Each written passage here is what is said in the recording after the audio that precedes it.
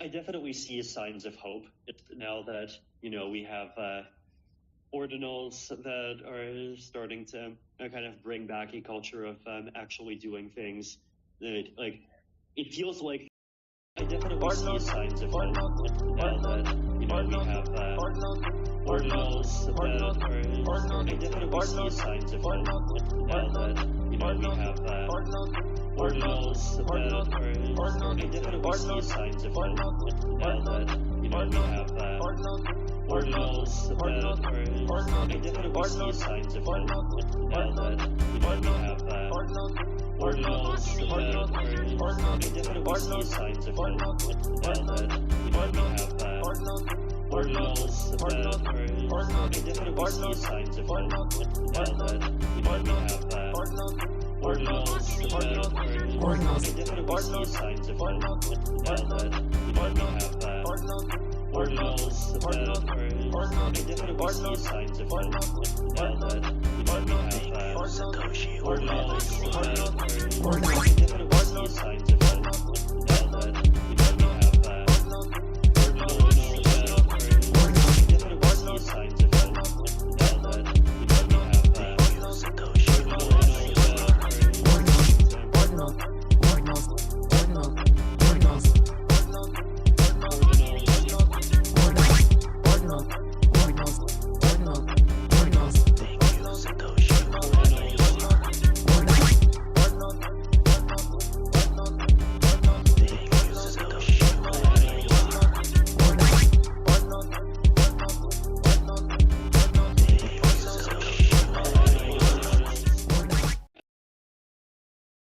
Well, there you go. Welcome back to the Audionals show, episode 18, I think it is. Had a lot of stuff, excuse me, lots going on over the last few weeks. Lots of building on my part. We've obviously been in the process of letting people know about this new collection, the OB1s, which is a collaborative bringing together of a mystery artist as well as the Audionals 2 protocol. So the new Audionals protocol involves the same text conversion, audio converted into text and then inserted into HTML files, where it's able to then become more of an active participant in the songs that it is used in. The OB1s, of course, you can have a look at them on Magic Eden, and you can have a play. I think I have shown people in the last few shows some of the really cool stuff that you can do with the OB1s. They are built into HTML files that actually don't just contain the audio samples, but they actually contain a host of kind of applications built into the same inscription that sort of embody or empower these inscriptions like nothing you've seen before. Maybe I'll jump in and show you what I'm talking about here. So this one here is the kick drum. This is the hi-hat. There's an 808 snare and there's another snare. And there's a synth here. And there's a clap. And there's a click. This is like the metronome. This one's very special because it's actually got the Tone.js library built into this inscription. So the Tone.js library is a very powerful piece of JavaScript, which until it was inscribed, we couldn't really use it in on-chain applications. But now it's here and it's ready. We're ready to start building VST plugins to support this new Web3 music production environment. If I click here and start this playing, I mean, that is the metronome, but like I said, behind that is the whole library. But let's go into one of these other instruments here, like the hi-hat. and I can actually change the scheduling, and I can change the BPM.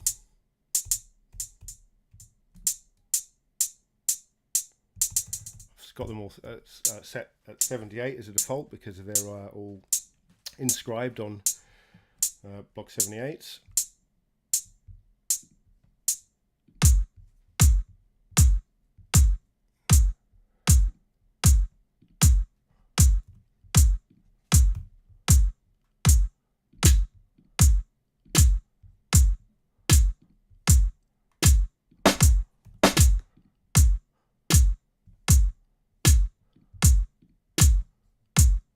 I could open another one of these if I wanted to offset it.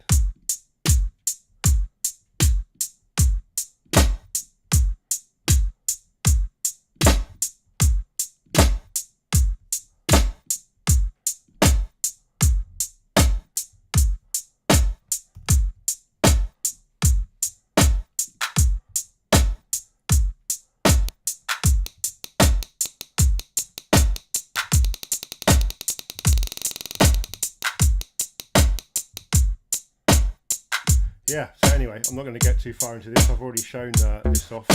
Oh, so yeah, and there's, you know, even with this synth note, you can retune that as well. Again, this is all happening within the browser, but we can. So yeah, there's all sorts of fun we can have here with this OB1 collection. So this is what's coming soon. And I was just going to play another. I've been going back into the sequencer, working in the sequencer again for the last few weeks, because we're sort of gearing up to actually start inscribing, you know, music that is produced in this Web3 environment. I've got some very interesting guests coming up from the Solid network. These guys, a couple of them hail out of Argentina, one is in El Salvador, but these are like not your typical crypto guys. They're pioneering stuff in the crypto space with the Solid network. These guys are behind Music Coin, but going way back into like the 80s and 90s, these guys between them were pioneering in the world of music, of digital art. These guys have a kind of involvement in the digital arts going back like 40 years. So yeah, not the kind of people that I expect to bump into in the crypto space all the time. So really looking forward to chatting with these guys. But yeah, I just wanted to play something else that I've been piecing together this week, using the OB1s, and then a piece of poetry actually that let me see if I can find that, because I'd like to show you it, just to give you some context. What am I searching in here? Transact, that's it. So it's a poem that I found on here. Are you seeing this one? Yeah. So what is this? It's very early on, 145,691. I'll play you a little bit of it. Freedom to Transact by Ash Lightstone. The freedom to transact is the freedom to be. It means I don't need your permission to do as I please and just be me. It's a freedom that we should all have, without any conditions we have no say in. There shouldn't be any strings attached or any rhetoric about it being a sin. So I just really like this, but yeah, I thought I'd try and put this into some music. So I've been working on this for the last week. I'm hoping that I'll inscribe this soon. But let's have a look at, I think it's this one. So yeah, I'm just going to play this one, have a little listen to this, and then we'll jump in and have a chat with the guys from Solid.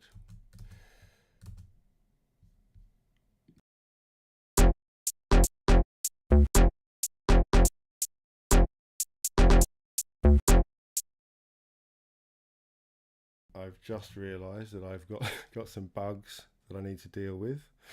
I need to get these guys to render their audio. Freedom to transact. Just to make sure that they are going to By Ash. Play. Still very much in beta production. Okay, here we go.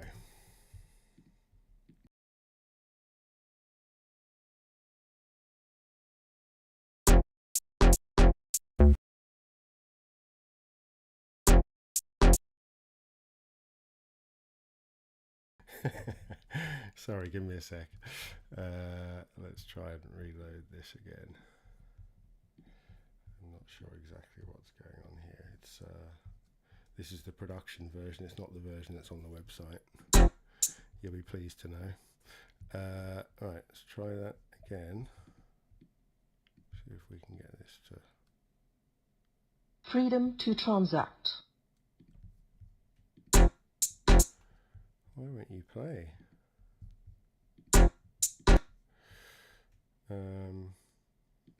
This is a new one. Freedom to transact.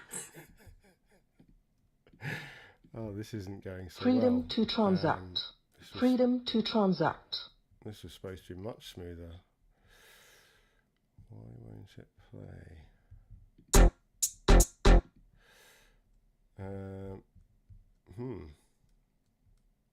Maybe I'll try loading it on the original, but I don't know. Maybe this will work. Let's try it on the main site. Freedom to transact. By Ash Lightstone. The freedom to transact is the freedom to be. It means I don't need your permission to do as I please and just be me. It's a freedom that we should all have, without any conditions we have no say in. There shouldn't be any strings attached, or any rhetoric about it being a sin. It's a freedom that allows us all to be equal, in a manner that is profoundly meaningful, and for that reason they tell us it's dangerous. They say there's no way for it to be purposeful. When others don't want us to have this freedom, we have to stop and ask why. We have to ultimately see that it's about control, and that their so-called protection is a lie. This is the ultimate freedom, the most significant one. All others are built on top of this, and without this, no other freedoms can be won.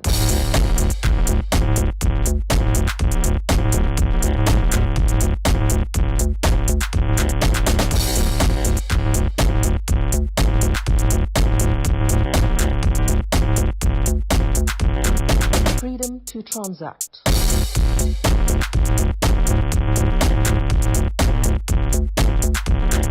Freedom to transact.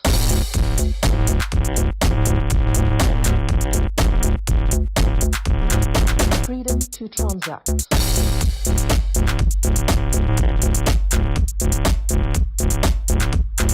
Freedom to transact.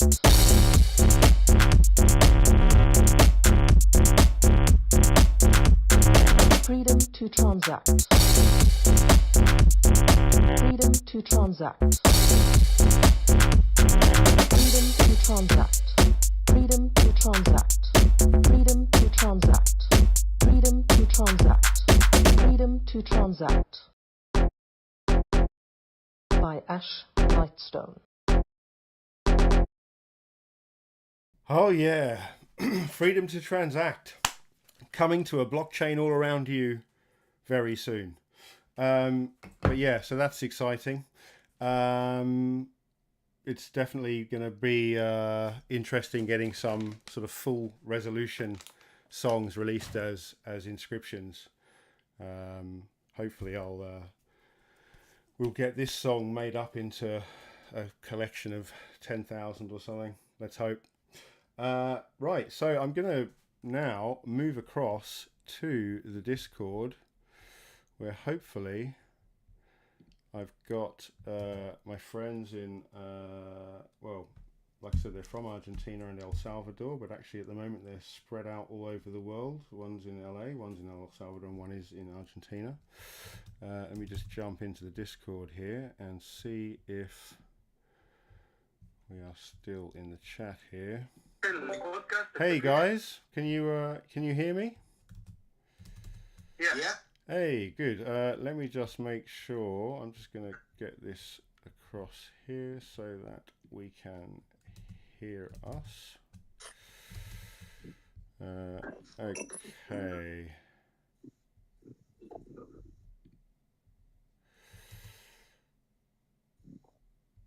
Yes, so I'm just organizing my my OBS stuff here. But so yeah, so hi guys. So yeah, so you can hear me. I've just sort of done a little bit of an introduction. I don't know if you could hear me in the Discord then, but I was just explaining to people how you know, we met quite recently, but how I was just really kind of surprised by the depth of experience that you guys have in music and art, well beyond crypto, but how you know, you're bringing all of this stuff into the space. But I don't know exactly who to sort of go to first. We've got Guillermo in LA, we've got Anthony in El Salvador, and Nukin in Argentina. I don't know who wants to go first. I think Anthony is kind of the sort of PR guy, so maybe Anthony, we kind of start with you and you introduce kind of the Solid network and maybe a little bit of a background on yourself, and tell us about obviously Music Coin. Yeah, maybe let's just start there. Yeah, thanks a lot, Jim, for the invitation. It's so nice to be with you.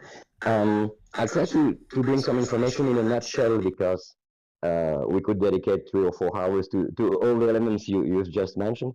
And sorry, I've got a bit of a flu today, so my voice isn't the usual one.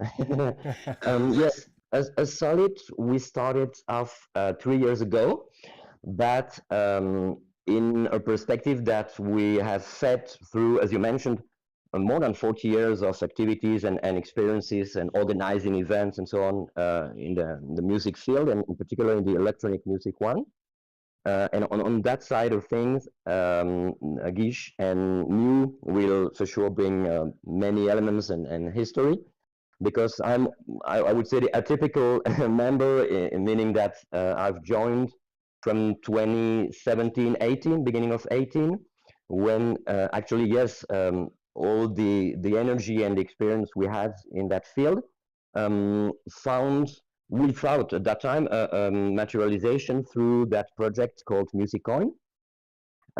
Because actually at the beginning we're chain agnostic. I mean, our goal or our vision is to empower artists, beginning with ourselves, when we are artists, and their followers, all people appreciating art, through new technologies, being of course the blockchain and crypto economics, 2 of the main tools we consider having relevancy in that field.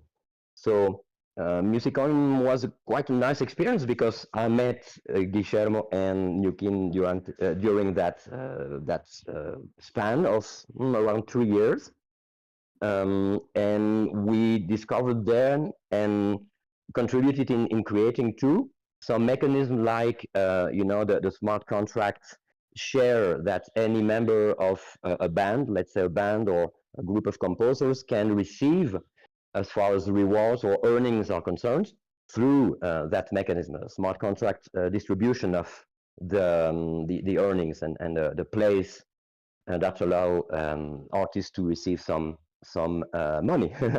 And that's something that interested us in the first time, and that we're finding now in other projects like Stacks, of course, and you're one of the people promoting Stacks hugely in the space, Jim. So maybe it's an introduction, only to mention that Solid Network began with that mindset, I would say, to empower artists. And we had a first event in at the end of 2020. But in that case, I think that New and Gish will give more information. I mean, this is super interesting, and part of what I'm interested in is how you have because I've been working in the Bitcoin space really for about 10 years. I never really moved outside of Bitcoin. I was a musician, and I knew that the promise was there for us to do these amazing things, but I just never saw how. You guys were obviously powering on, working on other networks. I know I think you said you started on Ethereum, and I'm interested to know how Bitcoin came into your, came on your radar, and what it was. What was there a penny dropping moment for you when you thought about the difference between inscriptions as we know them and inscriptions as they are mined inscriptions on the Bitcoin blockchain? Just talk me through that, your introduction and what you first thought about with inscriptions.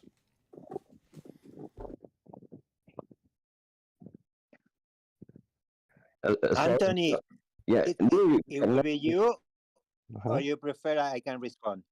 I mean, you were the first to get in touch with Bitcoin. Okay.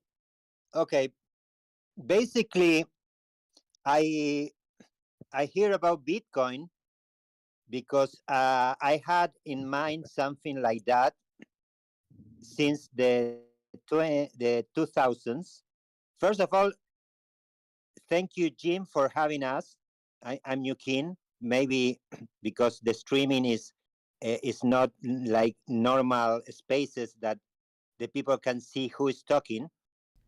Okay, so thank you, Jim, for this opportunity. And your question was about Bitcoin. Yes, and it was just about. Sorry, yeah, it was just about how. Yeah, I should introduce you really, New King, because I sort of didn't get to go through that, but we were talking just so people sort of get some of your background. When I was talking about pioneering in digital art, I was referring to your work in the sort of late 80s, early 90s with the first Photoshop. I know you did. You released. Some very early work using real photographs that had been photoshopped. Funny that's really been big in the news this week with Kate Middleton, the future queen over here, has got in trouble for using Photoshop. Okay. And then you also were involved in. I can give her some advices. how to get hands properly joined on the ends of arms, things like that. I think she needs help with. But I was also going to mention that you also were part of. I guess it was a pioneering effort. It didn't last terribly long, but the ringtone mania sort of that happened in the early 2000s. You were a big part of that as well, weren't you? Yes, exactly. And actually, at that time, that I was very involved in ringtones because I have some friends in Argentina that they are with big companies in telecommunications. And at that time, I had my music studio, and one of these friends came and told me, "You know how to make ringtones?" And I say, "Ring what? Ringtones." It's something that sounds in the telephone because at that time it started the first mobile phones. Okay, so I say I have no idea, but I start to looking around and I start making these ringtones that at the beginning it was the monophonic and then polyphonics, and then the real that it was like MP3, etc. So at that time, I get into a virtual world that now they are called metaverse. That is called Second Life. Okay, in 2007, I went in this metaverse because I started putting there all my paintings, and I really like because it was something new. And over there, it was a coin that is still now working. It's called Linden dollar. Okay, the Linden dollar, it was the first digital currency that I used, and I was start to thinking this is a very good idea because it worked great at that time and also now. So I start thinking to make something, to pay in internet, something, some system like that one. And then I visualized the Bitcoin in 2010, more or less. And I tried to buy Bitcoin at that time in 2011, more or less. It was something like $2-3. But in Argentina, it was very difficult at that moment to get things overseas. So unfortunately, I didn't spend that $100 or $200 that I had in mind. Maybe at this moment, I was in a different situation economically. So after that, I start to be interested in the blockchain. And in 2017, I contact the people from Music Coin that they start, because I'm a musician also, and I have so much music, and I was very interested in a coin with the music options. So I get involved there very deep, and then we start these ambassadors, um, like all over the world. So I've been working very hard with Music Coin. Unfortunately, now it's not working anymore uh, because management problems. And it was a shame because it was a great system. I mean, look, It was I'm like not going Spotify. I don't think anyone needs to excuse any pioneering platforms for, like, going out of business. This is all part of how we get there, is by people doing exactly what you guys were doing. But so this brings us on to the next bit, which is you obviously started on Bitcoin, a bit like I did. I never really got away from Bitcoin. Stacks was about as far away as I really got from Bitcoin, and that was because there was the promise of doing all this stuff on Bitcoin. But what was it that you're back in Bitcoin now? What was it that brought you back? That's exactly where I'm going now, because to get out from the music coins to fiat money, I had to use Bitcoin at that moment. It was the only way to get the fiat, the Argentinian pesos or whatever. I traveled to Europe at that moment some invitations to talk about music coin in Barcelona, in Paris, etc. So I exchanged the music coins to Bitcoin using Bitrex, the platform, the exchange that now is also they are closing, and then I exchange the Bitcoins into euros, okay, to get the money to make this travel to travel around Europe. So that was the first way, because actually this was in 2017, and when Bitcoin took the $20,000 more or less, it was the first how is in English, the highest The bull market, yeah. And then when that, yeah, exactly. So at that moment, it wasn't stable coins. Okay, it was only Bitcoin and Ripple and Ethereum. Actually, music coin, it was on the Ethereum blockchain. Okay, so I exchange the music coin through Bitcoin and then through fiat to get the money out. That's my first, basically, contact with Bitcoin. Were you using an exchange? So you were using Bitrex, you said. But so so Bittrex were allowing you to trade music coin. Yeah, because we had music coin in Bittrex and in another exchange from New Zealand that also they closed at that time. Was this Fortunately, I choose Cryptopia? Bittrex. No, Exactly. the New Zealand one, was it Cryptopia? Yes. Yeah. Yeah, they took a lot of my money it as was. well. I think I went through this the other day. I think every single exchange that got hacked in the first 10 years of Bitcoin, I lost something. Actually, I choose Bittrex and not Cryptopia, so I didn't lose anything. It was some Unbelievable. crazy But yeah. times. I would Yes, add Anthony.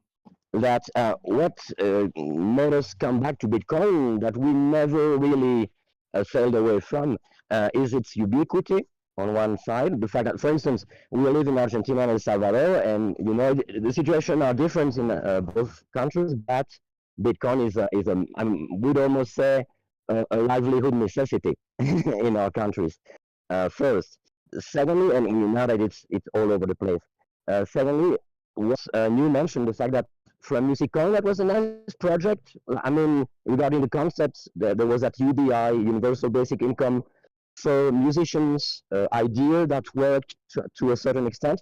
But the fact is, it failed because of centralization. Let's say how it was.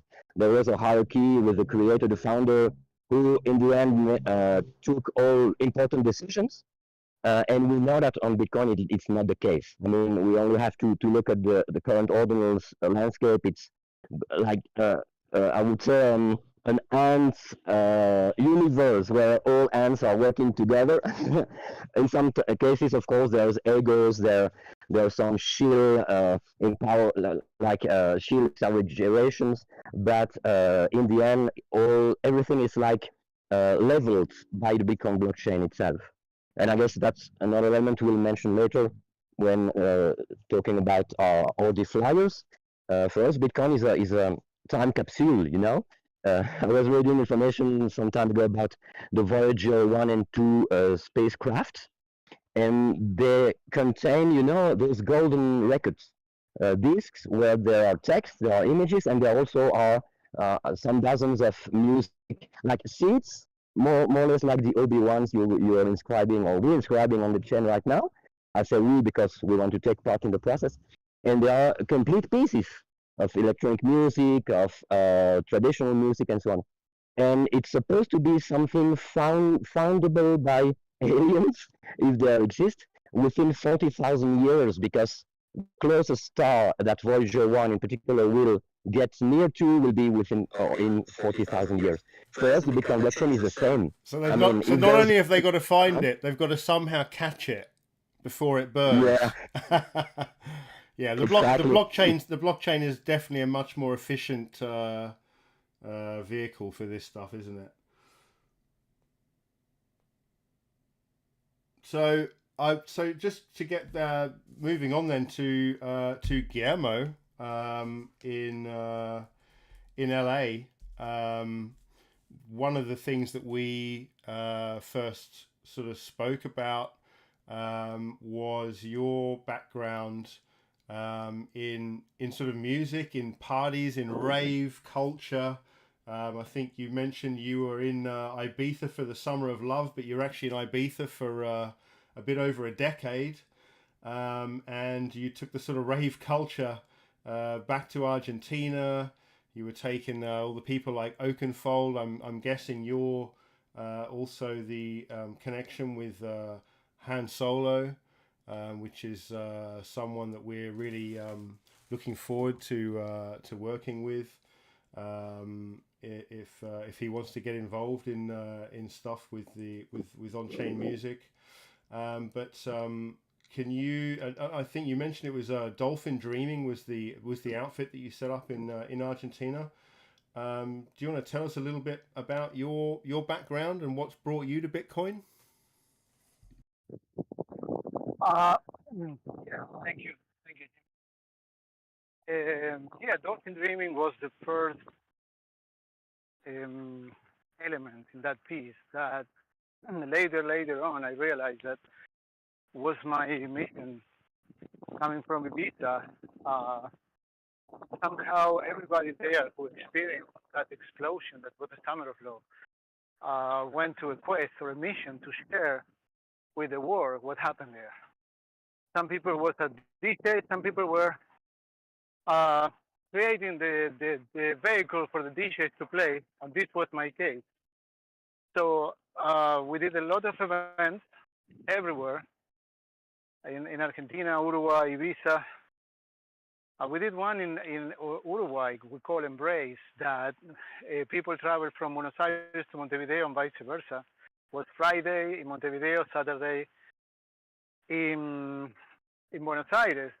It was in Pacha, where our DJ from Mexico, Javier Fuchs, was playing. El Huicho was electronic music artist. He was playing drums, electronic drums and keyboards. Was funny because Hernan Cattaneo was the second DJ in that time. He was starting, to give you an idea of the timeline.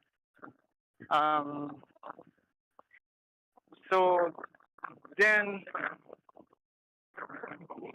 going back to the year 2000, you set me as an ambassador in LA for MusicCoin. This is a common ground for everybody. Like me, Anthony, and you were connected through the MusicCoin environment. This was my first connection with electronic. I knew the existence of Bitcoin, but I never went into it.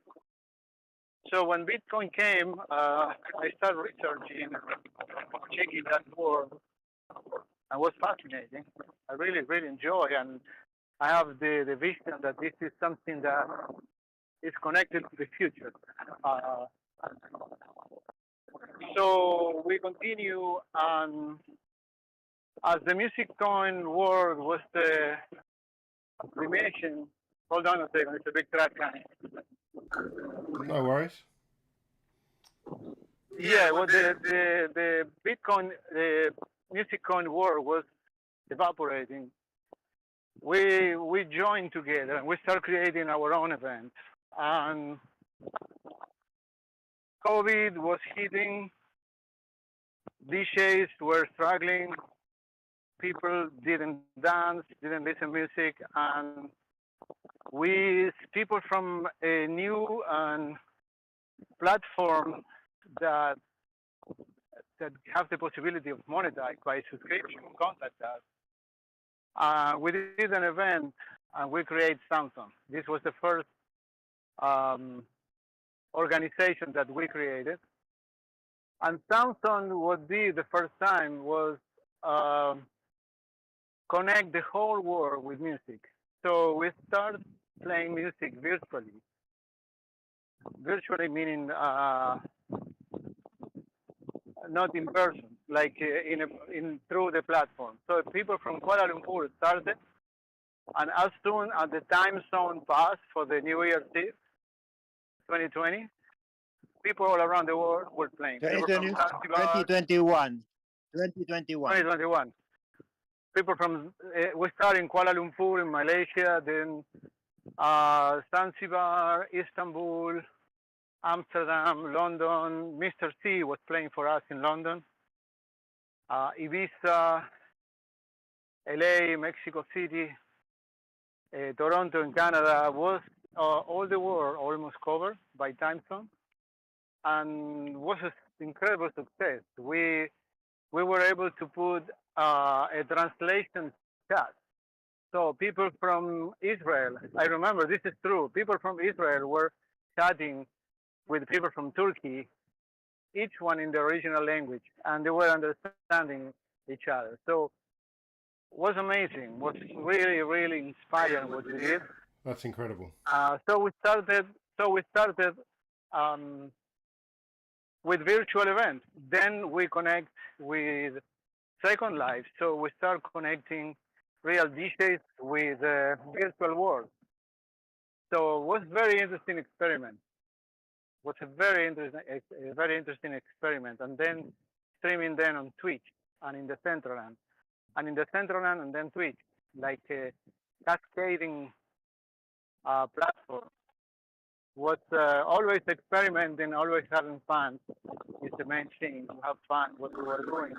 This is the main thing, 100%. We've got to entertain ourselves while we're trying to,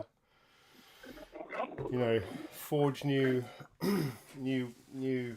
pathways for musicians and for artists. And it's hard because every attempt along the way really has failed. Right back to Napster, LimeWire. We can go right back to when the first sort of collaborative online platforms came about, where it felt like they were about to flatten the landscape and make it fair, and it just was never possible. Nothing did it. And for me, I've been watching this as a musician, as a jaded musician who lost a lot of royalties that should have been paid, that I could just see being funneled away from me through the incompetence of the system. Until Audionals came along, I just never saw it. But when I realized what it really means to have a shared hard drive, because this is what it feels like with Audionals for me, and what I've been building with the Audionals platform, because with the Audionals sequencer, you can save a project file, and then it's a tiny little text file, and you send that to anybody anywhere on the planet who's just got access to the internet or a node, and they can now collaborate. You don't have to share anything. You don't have to share any audio files. You don't have to share any plugins, because everything is on the same shared hard drive. The only thing that is secret is the composition, is the project file, and then eventually that can then be inscribed as well. So I think for me, the answer just wasn't really there. I was watching all of these things, but nothing really excited me until Audionals came along. And Audionals came along, and it felt like here was the opportunity to do this for the first time in a truly decentralized, community-driven way, where there is just no, really from the beginning, the system that's going to work for music from the beginning is the one that never has anyone at the helm, ultimately, that it just grows organically on chain, and it never has a kind of central authority like Bitcoin. This new world of music, it just can't really come from a platform. It needs to come from a protocol and a movement. And that's what I think Bitcoin has opened those doors for us. Yeah, sure. Actually, we are very excited now with the Ordinals, because we start with NFTs like 3-4 years ago. I start with my paintings, and then I introduced Guillermo and Anthony with the NFTs. Now we start with Ordinals with our flyers of Solid Radio. So you remember the flyers from the discotheques and the events, or maybe concerts, that you keep it because it's like a treasure. So now we are doing this. We did the first Ordinal with a flyer of Han Solo that he played in Solid Radio. So we are very excited because we think with the Ordinals, as you said, decentralized is very important for us. So that's the main reason that now we are talking with you through Bitcoin. So thank you, Satoshi. Thank you, Satoshi. Let me do some. Yeah, let me do something that I always do with my Tibetan bowl and the Tibetan tinshas, for blessings for all the audience that is listen now and maybe in the future. Blessings for everybody. That is so important in this time to be blessed for all the things that are happening around. And thank you so much, Jim, for this opportunity. These two Tibetan sounds have to be Obi-Wans. They have to be inscribed. We definitely need to inscribe them, but I want to hear it now. I didn't hear it then. Are we going to hear it now? The proper bell? Yeah. Do it again, you didn't? Oh, I didn't hear it then.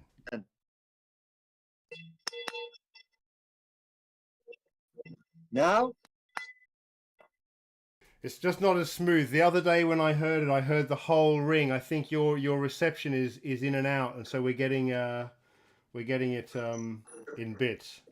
This is again. This is why we need to inscribe it. Okay. It?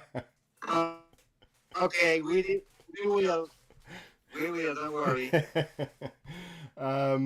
But maybe another time as well, we could jump on a call.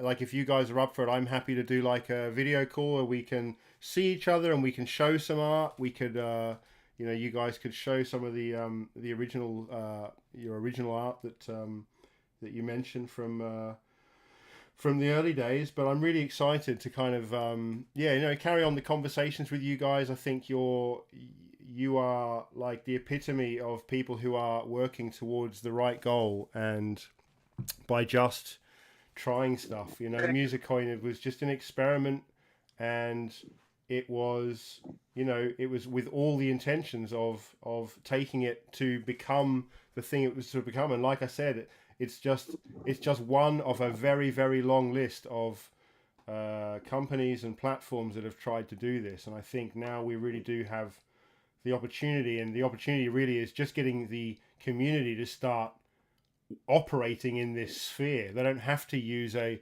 specific platform or any specific movement. It's like the whole thing is going to be like the tide. People just start to need finding ways to utilize this technology, and that's partly where I've been trying to build a platform. The Audionals platform is still hosted on my website, but I would hope that soon enough we'll be able to inscribe the sort of core elements, and then people can just start to innovate on top of it. These VST plugins, that all this sort of stuff that can start to be integrated can just be a perpetual evolution of on-chain audio processing. And we really can, within a few years, get this blockchain operating just the same as traditional audio workstations work now, but all on chain, all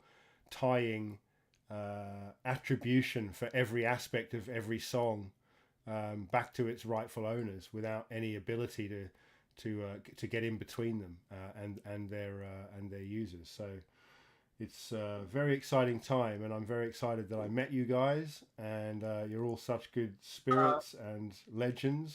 A question, Jim. I have a question before you wrap up. Which language do you need? The plugins or whatever is working with your sequencer? I mean, it's all just got to be browser based. It just needs to be browser based. Yeah, JSON and JavaScript. It's got to be browser based because it's all served through the web via from the blockchain.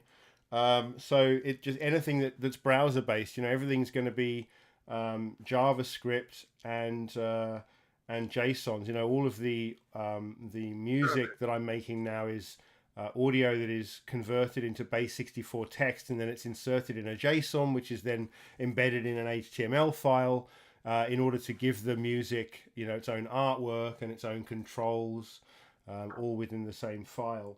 But yeah, this is just the beginning. I may have mentioned to you guys, I inscribed OB1 number 11 is a very special inscription. It's got a very small sound on it, which was a sound I generated pretty much directly into base64 text, just to get the smallest amount of base64 text that would give me an audible click, because I needed all the space in that inscription to fit the tone.js library, which is a JavaScript library which can be used to build synthesizers, build effects. It can do all of this stuff. Until it was inscribed on chain, it was just a bit of a fantasy of mine. But now OB1 number 11 actually contains that library in full. All 384 kilobytes of it is inside that OB1, along with the artwork, along with the click, along with all of the audio processing code that's built into the same file. But in the future, anyone can use the API. There's an API built into the file, so your programs can just reference OB1 number 11, and using the API, they can retrieve the full tone.js library. So obviously I've just started using it in the sequencer and the ordinal SPD, but also this is there for anyone to jump on and start building. You can now actually create complex synthesis, vocoders, reverb units with a minimal amount of code. Because the library is built to do this stuff, you'll see that sometimes just a single function is all you need to create, and the library does all the rest. Sometimes you literally it's as simple as saying give me a synth, and it gives you a synth that has a keyboard already built in. The library just knows how to do that stuff. So you just say, give me a new synth. There's your synth, and this is now on chain. People need to sort of see how easy it is even with GPT. Go to GPT and say, oh, I'm using the tone.js library. Give me a synthesizer, and you'll see in just a few lines of code, you've got a working HTML standalone synth that you can now start to program with minimal effort, because the library is there. So yeah, got to get that word out as well. Want developers to start playing with that stuff. Start building things. Communicate with me. The GitHub is public, but we can together kind of start figuring out the way to build these APIs so that it gets easier and easier to integrate future applications, your own reverbs, your own synthesizers, to use in your own songs, but then of course for other people to then use, knowing that your attribution is guaranteed. If anyone writes a song using your synth, they can't hide the fact that they used your synth. It's not even possible. Great. So yeah. Listen, Jim, we want to formally invite you to one of our podcasts. We have a Solid Radio podcast, so in the future we will love to do a podcast with you. Absolutely, it's been my pleasure. Okay. Okay. It's been Thank you so much, Jim. Thank you very much. Everyone on Han Solo made to meet. It's a match made in heaven. Yes, it really is. So let's keep that conversation going, and let's make that happen. It would be amazing. So well, with that, it's been a pleasure, and let's do this again. I'll talk to you guys again sometime soon. So take it easy. Great. See you later. Thanks a lot, Jim. Thank you very much, Jim. Thank you very much. I love it. So so that's the guys from the Solid Network. Super cool guys. Like I said, it was just a pleasure to meet people on the same wavelength, but guys of a whole another generation before us. So I might just wrap it up now and get back to what I've been working on. I might play that play the latest song one more time. I'm liking the sound of it. Where is it? It's there. So let's go back to the sequencer, and I can put this file somewhere so people can load it.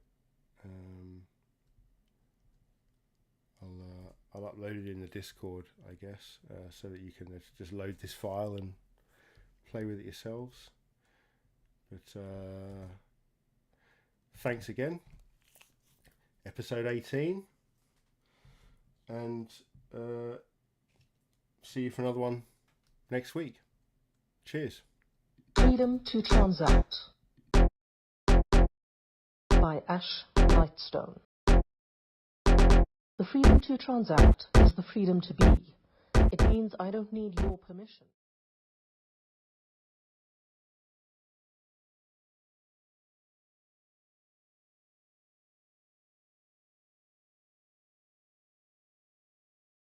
I've done it again, haven't I? It's a freedom that allows us. I've done it again where I've faded out the SPD so that you can't hear it. Oh, dearie me. Right, let's try that again, shall we? So I need to not cut that out. So if I get rid of the SPD, the sequencer, like if I fade it out, it gets rid of the audio as well. So I've got to kind of drag it away. Anyway, let's try it again. Cheers. Freedom to Transact by Ash Lightstone. The freedom to transact is the freedom to be. It means I don't need your permission to do as I please and just be me. It's a freedom that we should all have, without any conditions we have no say in. There shouldn't be any strings attached or any rhetoric about it being a sin. It's a freedom that allows us all to be equal in a manner that is profoundly meaningful, and for that reason they tell us it's dangerous. They say there's no way for it to be purposeful. When others don't want us to have this freedom, we have to stop and ask why. We have to ultimately see that it's about control, and that their so-called protection is a lie. This is the ultimate freedom, the most significant one. All others are built on top of this, and without this, no other freedoms can be won.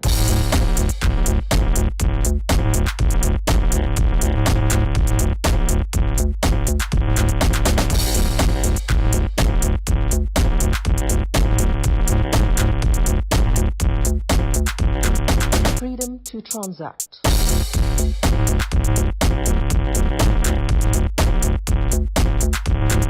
Freedom to transact.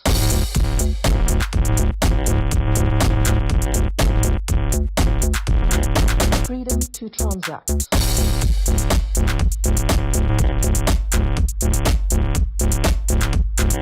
Freedom to transact.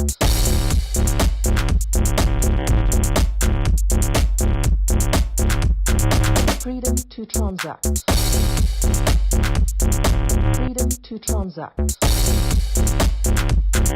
Freedom to transact. Freedom to transact. Freedom to transact. Freedom to transact. Freedom to transact. By Ash Lightstone. The freedom to transact is the freedom to be. It means I don't need your permission to do as I please and just be me. It's a freedom that we should all have, without any conditions we have no say in. There shouldn't be any strict...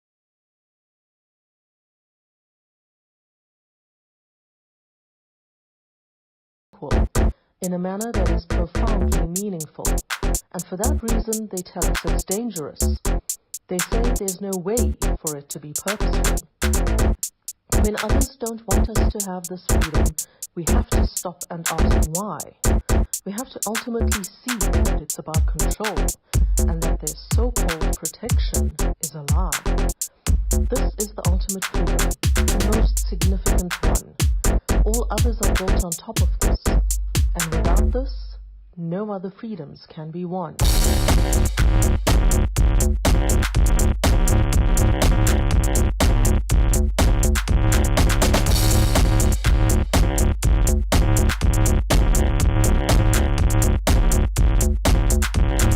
Freedom to transact.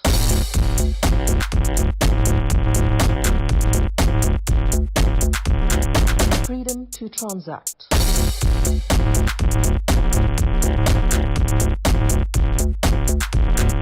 Freedom to transact.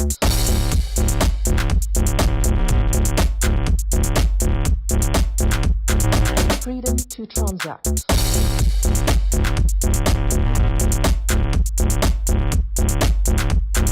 Freedom to transact. Freedom to transact. Freedom to transact. Freedom to transact. Freedom to transact. Freedom to transact. Freedom to transact. By Ash Lightstone. The freedom to transact is the freedom to be. It means I don't need your permission to do as I please,